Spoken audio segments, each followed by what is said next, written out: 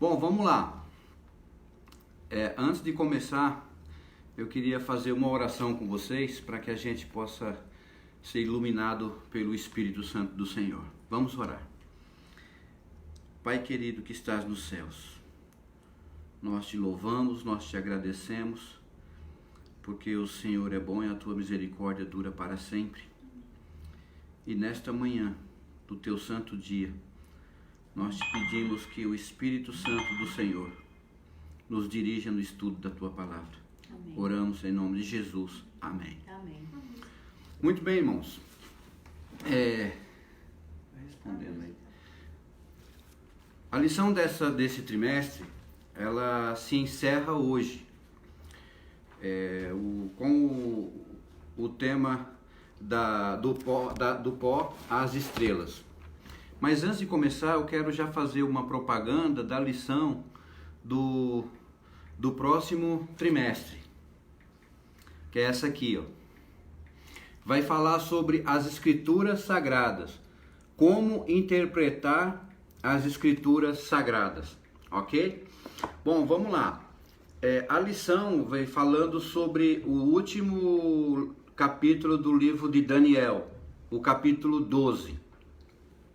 Daniel capítulo 12, versículo 1, ele começa com Miguel se levantando. Vamos conferir aqui em Daniel capítulo 12, versículo 1, para que a gente possa entender esse capítulo. Diz assim: nesse tempo, precisamos saber que tempo é esse. Se levantará Miguel. Miguel aqui é Jesus, tá? Eu não vou me deter no estudo para provar se Miguel é Jesus ou não, que eu sei que tem muitas pessoas que dizem que não, Miguel não é Jesus, é um anjo. Ele não é um anjo, ele é um arcanjo, tá bom? Isso aqui é um estudo, poderia ser mais para frente. O grande príncipe, o defensor dos filhos do teu povo, e haverá tempo de angústia, qual nunca houve desde que houve nação até aquele tempo. Mas naquele tempo será salvo o teu povo, todo aquele que for achado escrito no livro.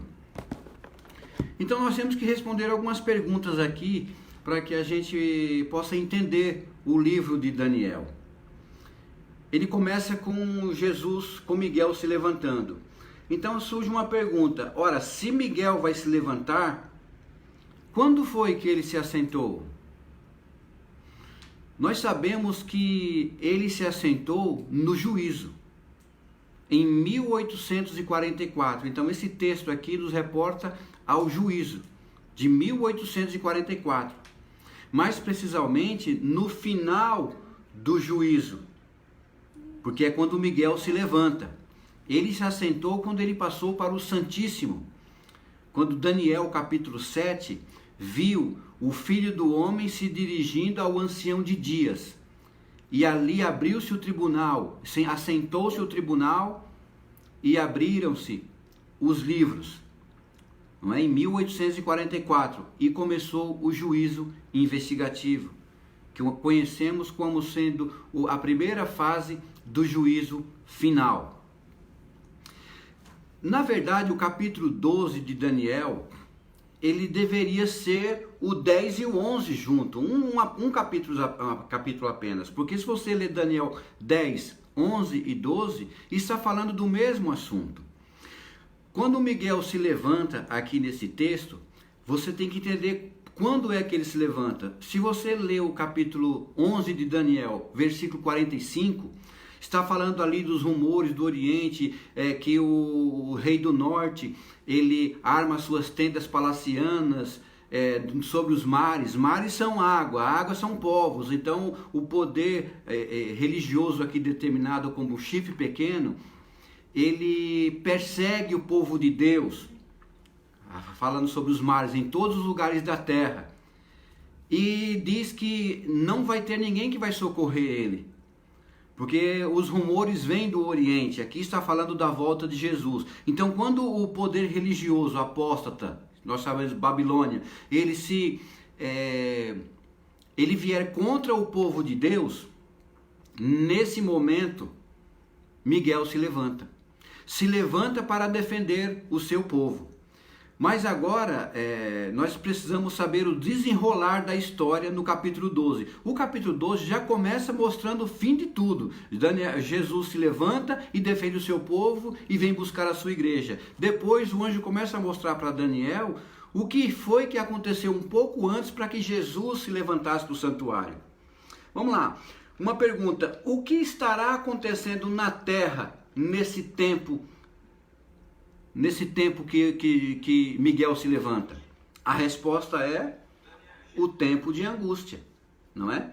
Agora, que outro evento ocorrerá no tempo de angústia?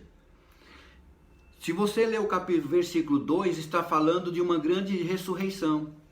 Essa ressurreição aqui, apesar que engloba tudo, não é a ressurreição geral, a ressurreição dos justos na volta de Jesus, mas sim aquela ressurreição especial, um pouquinho antes de Jesus voltar.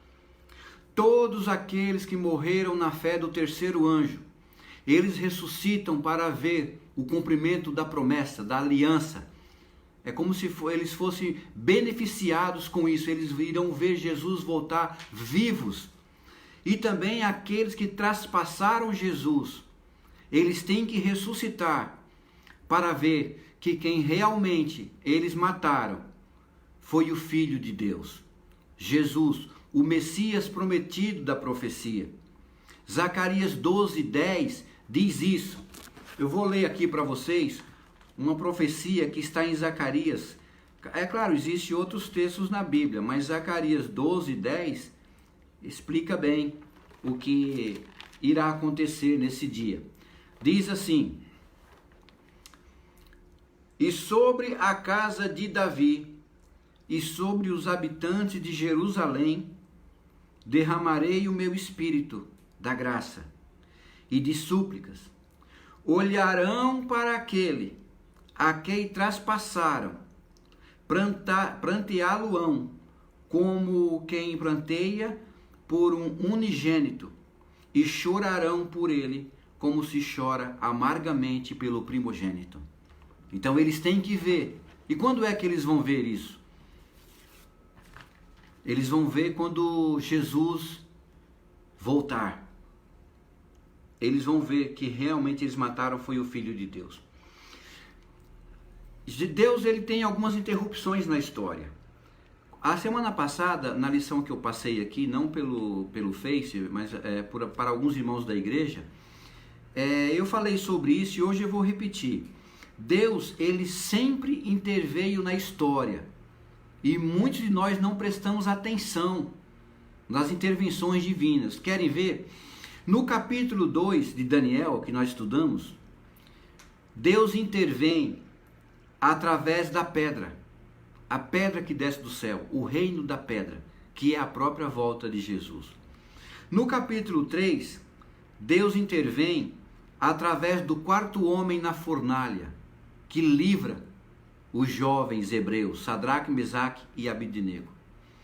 No capítulo 4, Deus intervém na história através do vigilante, que desce do céu para tirar o reino de Nabucodonosor, e onde ele fica como um animal durante 7 tempos, ou 7 anos. Depois o reino é devolvido a ele, mas Deus interveio na história.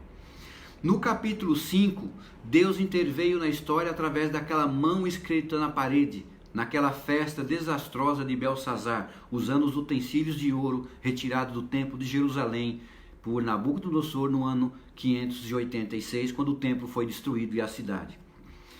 No capítulo 6 de Daniel, Deus intervém através do anjo que fecha a boca dos leões, e Daniel é livrado. No capítulo 7, Deus intervém na história através da vinda do Filho do Homem para destronar o chifre pequeno, quando Jesus se apresenta ao ancião de dias, que é Deus o Pai. Ele sai do santo para o santíssimo. No capítulo 8, Deus intervém através da purificação do santuário.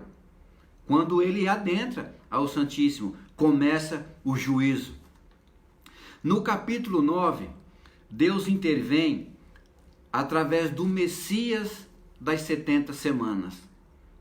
As 70 semanas, o selo da profecia de Daniel 8,14, das 2.300 tardes e manhãs, o selo dessa profecia é o Messias.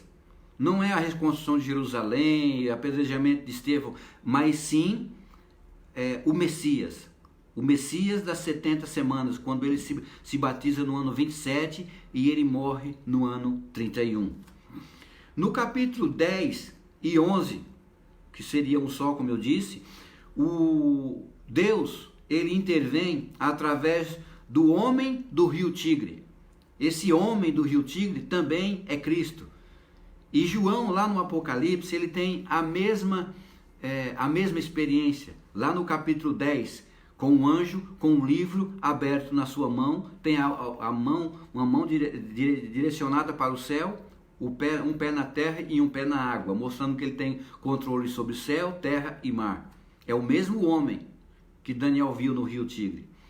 No capítulo 12, agora encerrando, Miguel, que se levanta no tempo de angústia para defender o seu povo.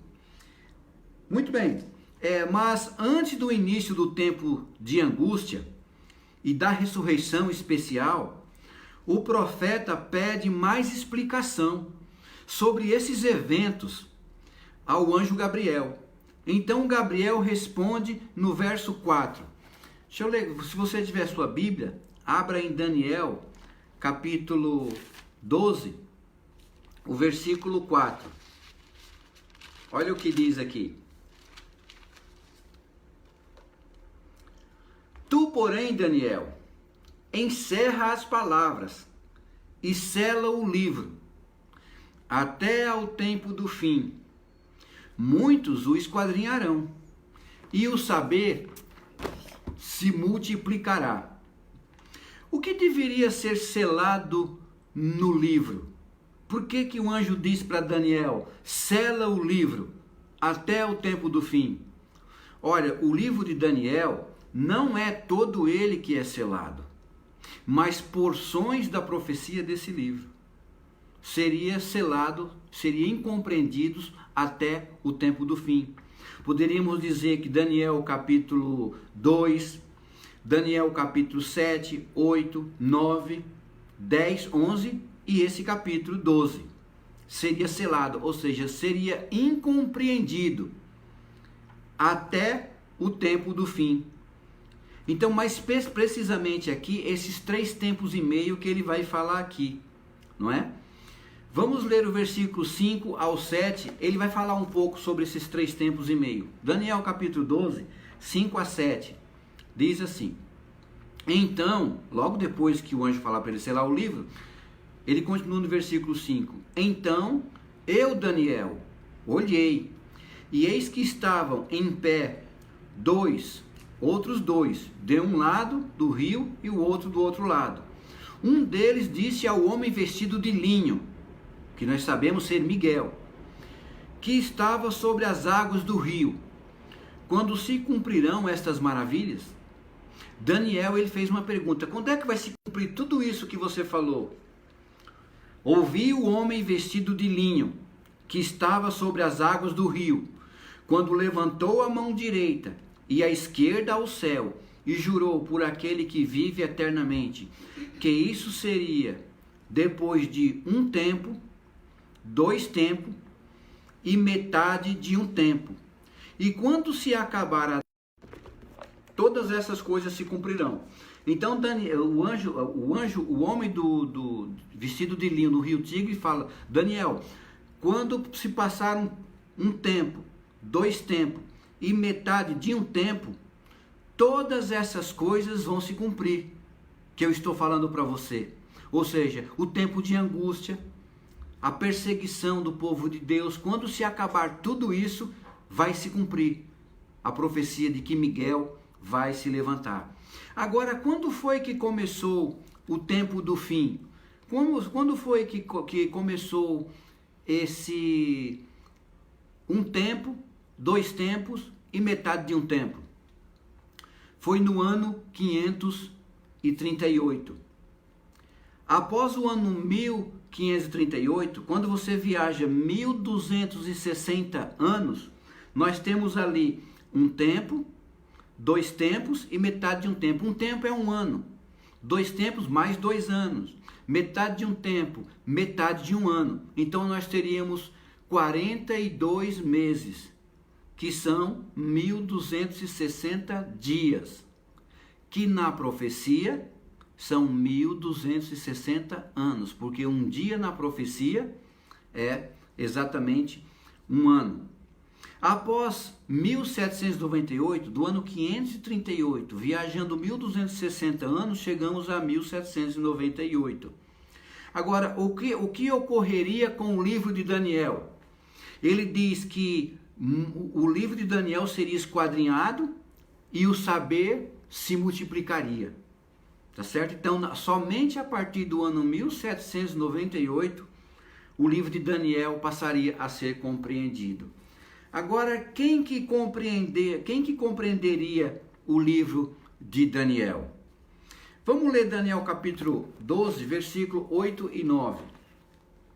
12, versículo 8 e 9 diz assim: E eu, porém, não entendi. Daniel não entendeu o que o homem vestido de linho falou para ele sobre os 3 tempos e meio. Então eu disse: Meu senhor, qual será o fim dessas coisas? Ele respondeu: Vai, Daniel, porque estas palavras estão encerradas e seladas até o tempo do fim. Ou seja, Daniel, ninguém vai conseguir entender essa profecia. Ninguém. Até o tempo do fim. Ou seja, o livro de Daniel, essas porções da profecia, ficariam incompreendidas, seladas, até se cumprir o tempo do fim. Que sabemos começou em 1798, quando a França infligiu uma ferida de morte no papado, porque era o papado que detinha os poderes das escrituras, o monopólio, e impedia o povo simples de ter contato com as escrituras. Então ninguém poderia compreender essas profecias.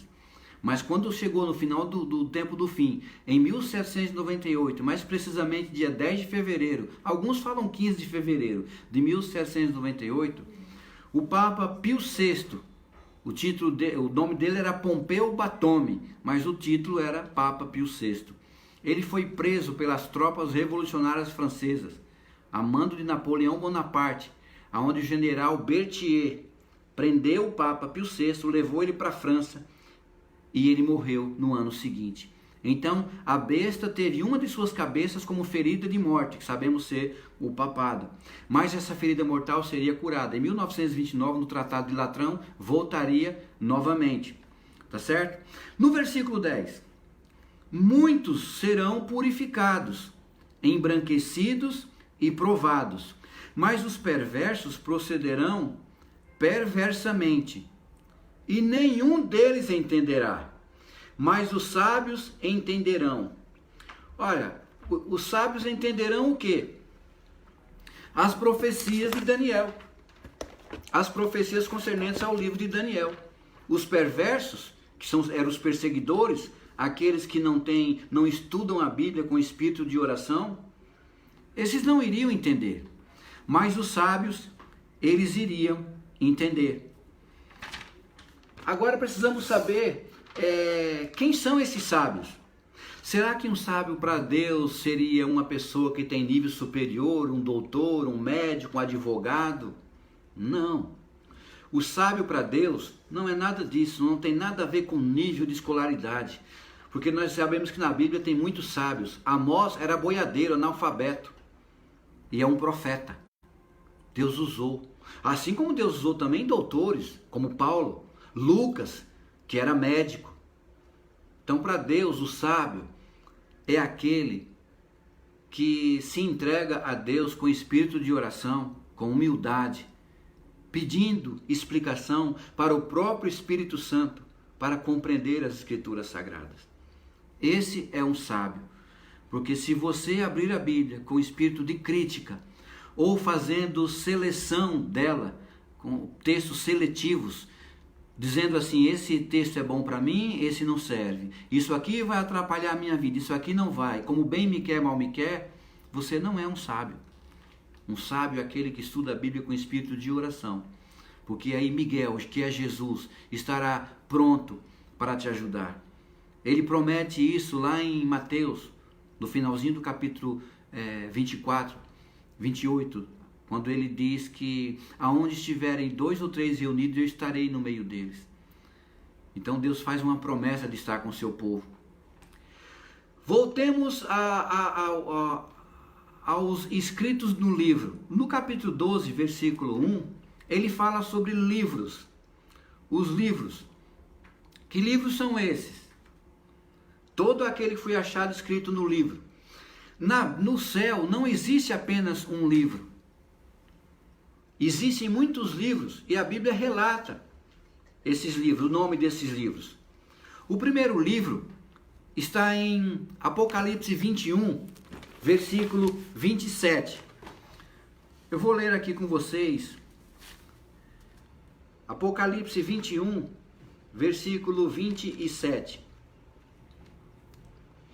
Diz assim: nela, na cidade santa, na Nova Jerusalém, nunca jamais penetrará coisa alguma contaminada, nem o que pratica abominação e mentira, mas somente os inscritos no livro da vida do Cordeiro. Então, qual é o primeiro livro? O livro da vida. É o livro onde estão escritos os nomes de todos aqueles que se converteram. Agora, isso não significa porque nós temos o nosso nome no livro da vida, nós já estamos salvos. Como algumas teologias dizem que uma vez salvo, salvo para sempre. Não é assim. Porque Êxodo 32, versículo 33, Deus ele diz: riscarei do meu livro todo aquele que pecar contra mim. Ora, vamos ser inteligentes. Se Deus vai riscar do livro, é porque o nome está escrito. A pessoa se converteu. Foi escrito o nome dele. Mas se ele continuar uma vida de pecado, sem se converter, sem pedir perdão a Deus, e continuar no pecado deliberadamente, o seu nome será riscado. Mas e quem continuar firme até o dia do seu juízo? Qual é a promessa que ele diz? Apocalipse capítulo 3, versículo 5 diz assim: o vencedor será assim vestido de vestiduras brancas, e de modo nenhum apagarei o seu nome do livro da vida. Pelo contrário, confessarei o seu nome diante do meu Pai e diante dos seus anjos. Então temos aqui o livro da vida. Eu espero que todos vocês que estão assistindo esse estudo tenham o seu nome no livro da vida. E eu quero crer que sim, porque senão você não estaria aqui. Se você está aqui, você está interessado com a sua salvação. Isso é muito bom. Mas vamos agora para o segundo livro. Que livro é esse? É o livro memorial dos Atos dos Santos. Ou seja, todas as nossas obras, tudo que nós fazemos aqui na terra, de bom ou ruim, são escritos no livro dos Atos dos Santos. Está em Malaquias 3, versículo 16. Quero que você acompanhe comigo, se você tem sua Bíblia aí. Malaquias 3, versículo 16. Diz assim: então os que temiam o Senhor, olha, os que temiam o Senhor, são os santos, o povo de Deus, falavam uns aos outros. O Senhor atentava e ouvia. Havia um memorial escrito diante dele, diante de Deus, um memorial, para que os que temem ao Senhor e para os que se lembram do seu nome.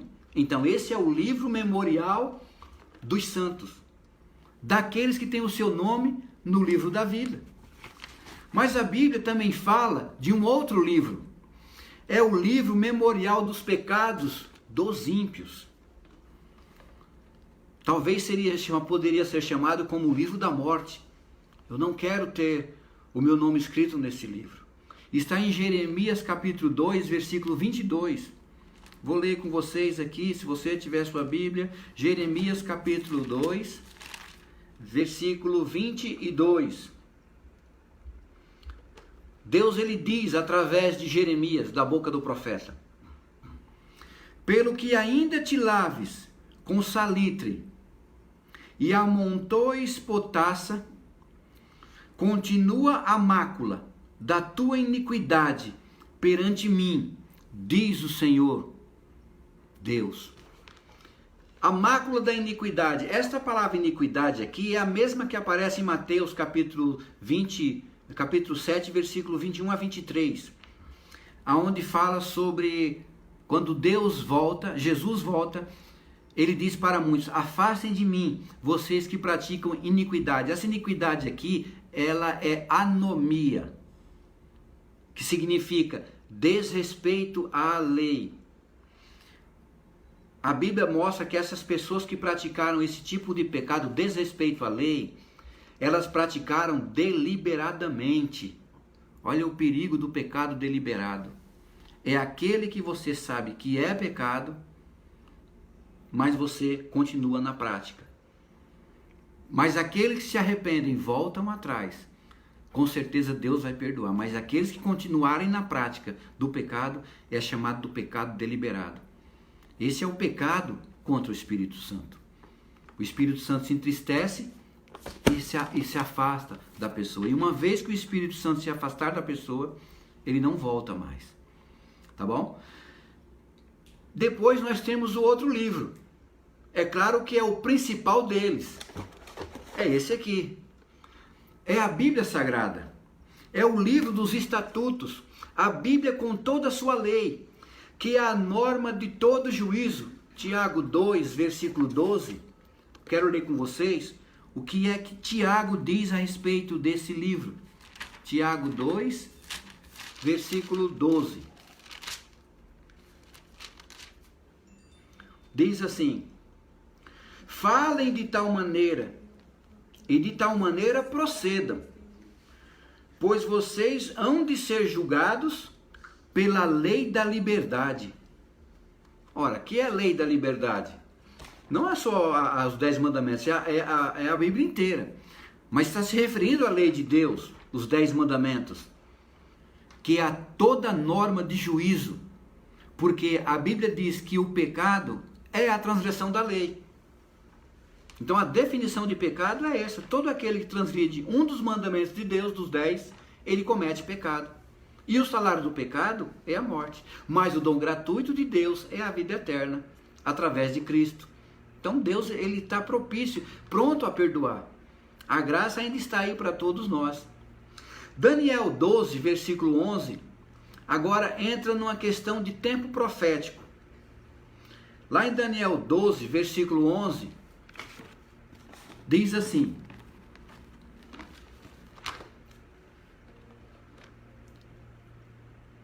depois do tempo em que o sacrifício diário for tirado e posta a abominação desoladora, haverá ainda 1290 dias. Muito bem. Quando foi que esse sacrifício diário foi tirado? Vou repetir. Diz que depois do tempo em que o sacrifício diário for tirado. Quando foi que isso aconteceu? Quando a gente vai para Daniel capítulo 8, no versículo 11, falando do mesmo poder, é dito assim: sim, o chifre pequeno, que é o poder papal, engrandeceu-se até o príncipe do exército. O príncipe do exército do céu é Miguel, que é o arcanjo, o chefe dos anjos. Então Jesus é o príncipe do exército do céu. O exército do céu aqui pode ser considerado tanto com os anjos, como o próprio povo de Deus, que estaria sofrendo aqui na época da Inquisição. Dele, do príncipe do exército, de Jesus, o chifre pequeno, o poder papal, tirou o sacrifício diário. Aparece de novo aqui, ó. e o lugar do seu santuário foi deitado abaixo. Como é que isso aconteceu? Como é que você tira de Jesus o sacrifício diário? É quando você se coloca no lugar dele. Quando alguém tem uma pretensão exclusivamente divina e se coloca no lugar de Cristo, esse passa a ser um anticristo. Anticristo não tem nada a ver com aquele que é contra Cristo. Não, é aquele que se coloca no lugar de Cristo. E nós sabemos que isso aconteceu através do vicariato, do papado, não é? Vigário significa substituto. Então, eles dizem ser substituto de Cristo aqui na terra. Então, nesse momento, o que aconteceu? O sacrifício que Jesus fez por nós na cruz foi lançado abaixo, não teve valor nenhum. E o que ele fez prosperou. E o lugar do santuário é deitado abaixo quando acontece um ritual, que esse ritual, a Bíblia diz que houve uma abominação desoladora no santuário, do santuário celestial. E isso se cumpriu aqui na terra, através de um ritual chamado missa. A missa nada mais é do que um sacrifício. Todas as vezes que o sacerdote romanista, ele pega aquela hóstia, parte e bebe aquele vinho naquela taça e dá ao seu povo, naquele instante Jesus está sendo crucificado de novo. Ou seja, todas as missas Jesus é crucificado de novo. Ele é morto. Naquela hora acontece uma coisa que poucos sabem, que poucos conhecem. É uma palavrinha chamada transubstanciação. Que eles creem que naquele instante Jesus, ele incorpora no sacerdote, e aquele ritual ali é um verdadeiro ritual de mediação. Ora, a Bíblia diz que só existe um mediador entre nós e Deus. É Jesus, e não um homem. Homem nenhum pode ser mediador. Intercessor pode. Eu posso ser um intercessor. Eu posso orar por vocês. Vocês podem orar por mim. Agora, mediar, eu me assentar num lugar, me ajoelhar, e uma pessoa de um outro lado, ouvindo a minha confissão, eu confessar os meus pecados para um ser humano, isso é abominação. Então, isso é tirar o sacrifício diário de Cristo, que é o tamid, que todos os dias Deus, Jesus, está intercedendo por nós. Então, nesse momento, o homem se coloca no lugar de Deus. E quando que isso começou? Aqui fala, desde o tempo que tiraram o sacrifício, que o sacrifício diário for tirado. Quando que isso aconteceu? Exatamente no ano 508. No ano 508 é o ponto de partida dos 1290 dias. Em 508, a Igreja Romana reforçou o seu status político com o auxílio de Clovis. Clovis era o rei dos francos, que ajudou Justiniano a eliminar as tribos dos arianos, que eram os vândalos, érulos e os ostrogodos. Eram as tribos arianas, que essas tribos ameaçavam a sobrevivência do papado e sua supremacia. Ou seja, todas aquelas bulas papais, todas as 9 tribos, as 7 tribos aceitavam. Mas essas 3 tribos, vândalos, érulos e ostrogodos, não aceitavam. Então elas impediam a supremacia papal. Era necessário então eliminá-las, para que o papado se assentasse no trono e passasse a governar, tanto politicamente como religiosamente. Todas as tribos que haviam se convertido ao catolicismo ficaram na boa. Nada aconteceu com ela, exceto essas 3 tribos. Os érulos. O que aconteceu com os érulos? Clovis, ele derrotou essas tribos, nessa tribo dos érulos, no ano 508. Por isso, o ponto de partida da profecia. Vândalos, depois vem a outra tribo que ainda estava incomodando, vândalos. A pedido dos papas, que naquela época os papas não eram somente um papa como temos hoje, eram vários papas. A pedido dos papas, o imperador romano Justiniano enviou seu exército para eliminar os vândalos, que desapareceram no ano 534. Sumiram, não existe vestígio dessas tribos. Ninguém pode dizer assim, eu sou descendente dos vândalos, eu sou descendente dos érulos, eu sou descendente dos ostrogodos. Não existe. Existem os lugares onde dessas tribos, mas não descendente delas. E a última tribo foi os ostrogodos. Os ostrogodos, a pedido dos papas, de novo, o mesmo imperador, Justiniano, mandou o seu exército eliminar os ostrogodos no ano 538. Exatamente no ano 538, 30 anos depois da destruição da primeira tribo, o caminho estava aberto, meus irmãos. A história diz que o caminho estava aberto agora para a supremacia papal. O trono dos Césares, que havia ficado vago no ano 508, agora ele tinha dono. O papado se assentou no ano 538. E ali começa uma profecia de 1260 anos, que é um tempo, 2 tempos e metade de um tempo, que duraria até 1798, quando Napoleão Bonaparte infligiu a ferida de morte no papado, retirando as prerrogativas dele, retirando as suas terras, que hoje sabemos ser o Vaticano, 44 hectares de terra, que Mussolini, no Tratado de Latrão, em 1929, devolveu para ele. Daniel 12, versículo 12, agora vai aparecer outro período de tempo. No 11 vimos 1290 dias, agora aparece outro período de tempo. Versículo 12. Daniel 12, versículo 12. Bem-aventurado o que espera e chega até 1335 dias. Ora, o que significa essa profecia de tempo? Esses 1335 dias.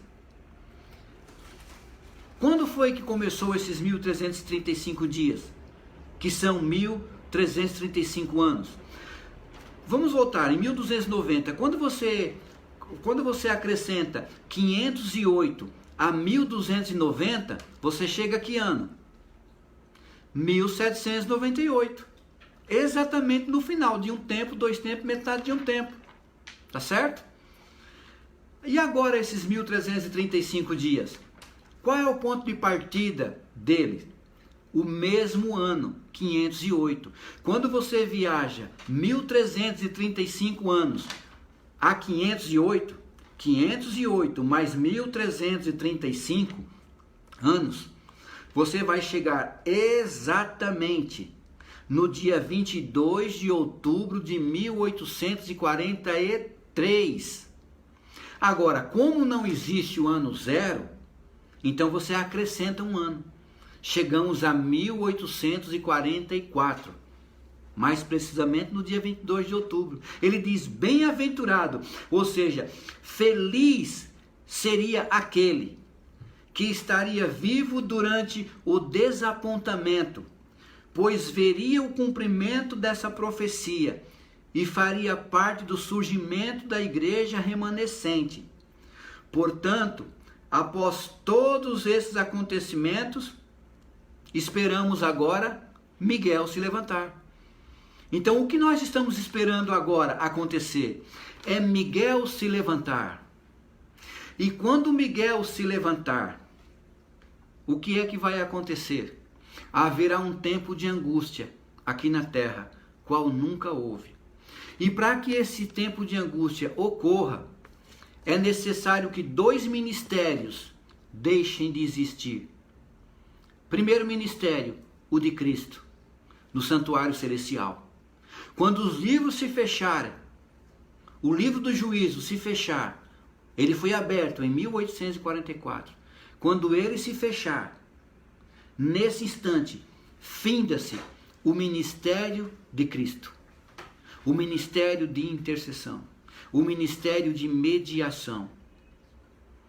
Jesus então se levanta do santuário se retira do santuário, comissionam 7 anjos, entrega para cada um uma praga.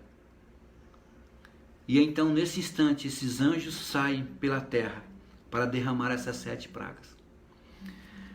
O segundo ministério que se encerra é aqui na terra. O primeiro se encerra no céu, o segundo se encerra aqui na terra. É o ministério do Espírito Santo. Nesse instante, quando Jesus se levantar do santuário, acaba-se a mediação. Todo caso estará decidido, ou para a vida, ou para a morte. Aqueles que estiverem salvos, estarão salvos para sempre, vivendo ainda aqui na terra, esperando a volta de Cristo. Os que estiverem perdidos, estarão perdidos para sempre. Quem está de um lado não pode mais passar para o outro. Não adianta mais você orar, tentar interceder pelas pessoas, não vai adiantar de mais nada. Porque quem estava no santuário saiu de lá. E aqui na terra, o Espírito Santo se retirará dos homens ímpios. Veja bem, o Espírito Santo não vai se retirar da terra. Ele se retira dos homens ímpios.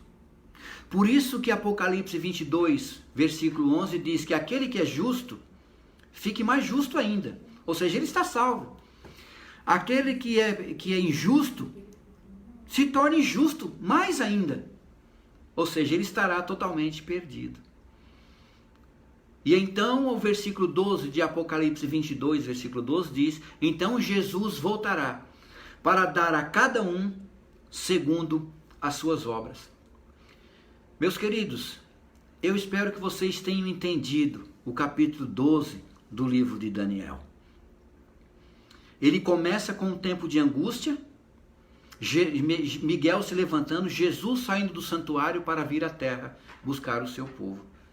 E depois, antes que isso aconteça, aparece essa profecia de 1260 anos, onde durante 1260 anos mesmo, literais, o poder papal, que é o chifre pequeno de Daniel 7 e o versículo, capítulo 8, que aparece aqui também, ele persegue o povo de Deus, aonde durante todos esses séculos, 150 milhões de judeus, muçulmanos e cristãos foram dizimados, cristãos não, protestantes, foram dizimados, mortos, nas mãos desse poder religioso.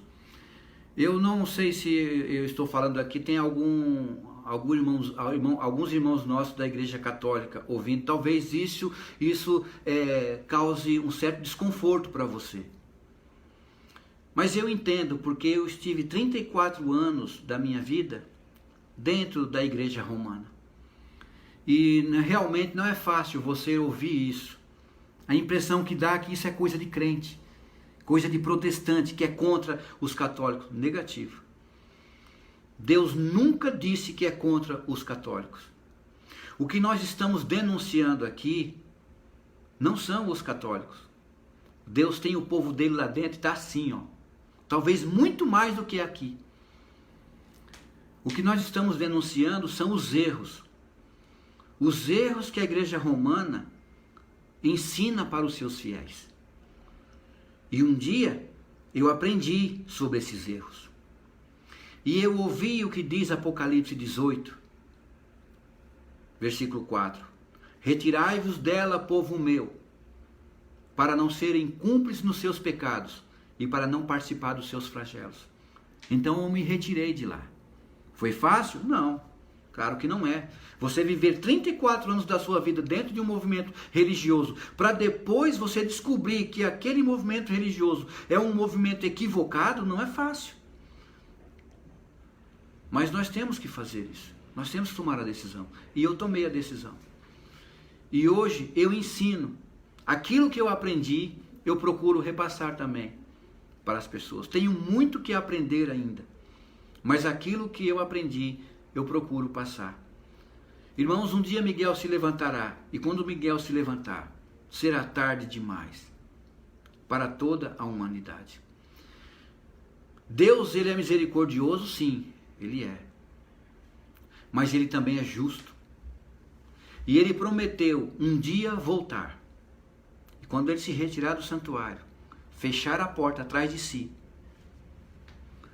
ele vai envergar as suas vestes de vingança, trocar as suas vestes de sacerdote, de sumo sacerdote, para as vestes de vingança. E entrará nesse nosso planeta, pela segunda vez, entrará na nossa realidade, como um cavaleiro apocalíptico, para salvar o seu povo, todo aquele que for achado escrito no livro. Que Deus abençoe você. Nesse momento eu quero chamar a minha filha Juliana, ela vai cantar um hino.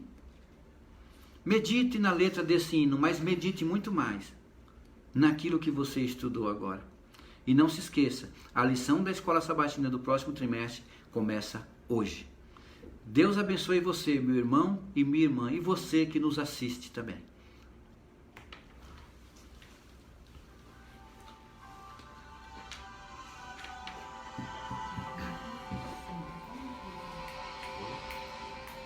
Sempre ouvi que existe um céu, que meu Jesus preparou pra mim, mas nunca pude imaginar o que estava a me esperar neste meu novo e lindo lar.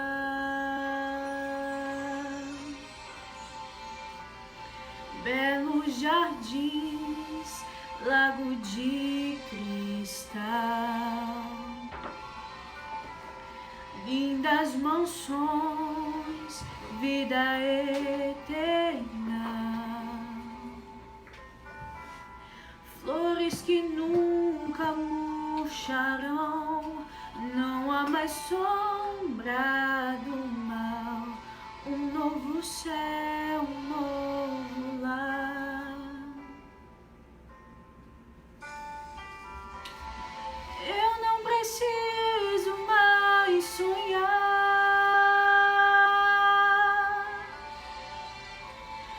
posso abraçar o meu Jesus,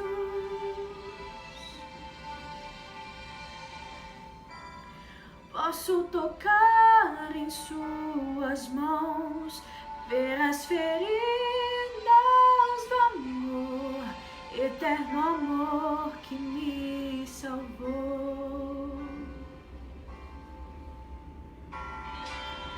Quanta emoção quando encontrei amigos e irmãos por quem sempre orei, e os que dormiam no Senhor agora cantam em louvor, glórias ao Rei, meu Salvador.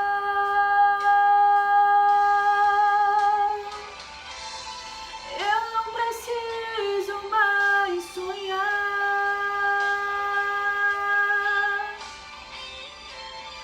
posso abraçar o meu Jesus,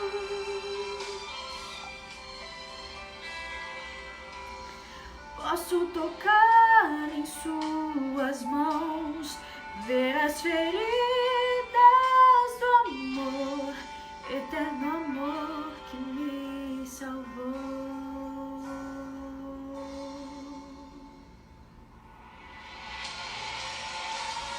Eu não preciso mais sonhar,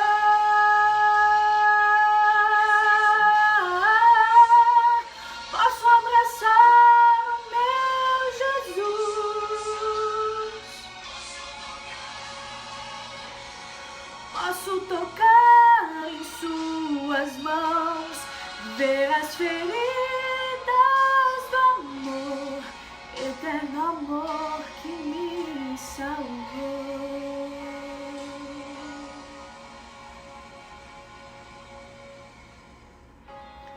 Eterno amor que nos salvou.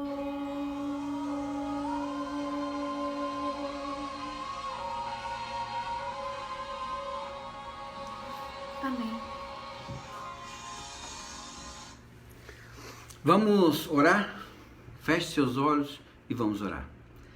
Pai querido que estás nos céus, muito obrigado, Senhor, pelos ensinamentos da Tua palavra, porque o Senhor tem deixado essas profecias para que o Teu povo possa abrir os olhos e entender que um dia o Senhor irá intervir novamente na história, mas desta vez será o final.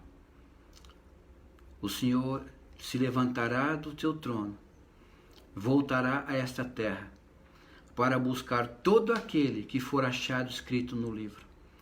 E queremos crer, Senhor, que o nosso nome está escrito no livro. Te peço que o Senhor confirme o nosso nome no livro da vida do Cordeiro, para que todos aqueles que estão aqui assistindo esta programação possam se salvar. Perdoe os nossos pecados, Senhor, e prepara-nos para o teu reino, em nome de Jesus. Amém.